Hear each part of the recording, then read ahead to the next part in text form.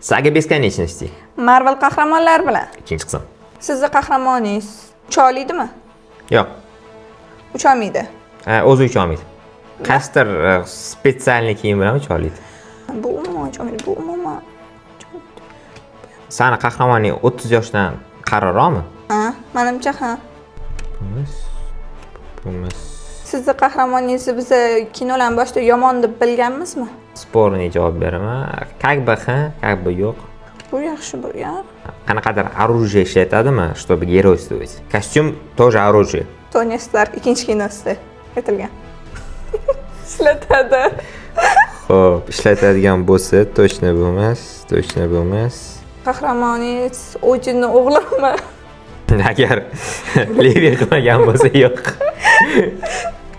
Oq tanlimi? Oq tanli. Oq tanli. Qiz bolami? Sizniki Vandan ukasimi? Yo'q. Menda shu qoldi. Raketa. Raketa uchmagan-ku. Ranitsi bor-ku uchariladigan. Men o'sha o'zi ucholmaydigan Vanda mamini ko'tarib yuradi-ku, polni uchib yuradi. Men uchgan ko'rmaganman. Lekin raketa uchganni ko'proq ko'rdim. Vanda ko'targanda uchgan bu. Necha? Necha? Do'stlik g'alaba qozondi. Taxmin qiling. Железничада? Yo'q. Kapitan Amerika? Yo'q. Doctor Strange. Doktor Strange оружие ishlatmaydi-ku. O'zini taki-tak anaqa magiyasi bor-ku.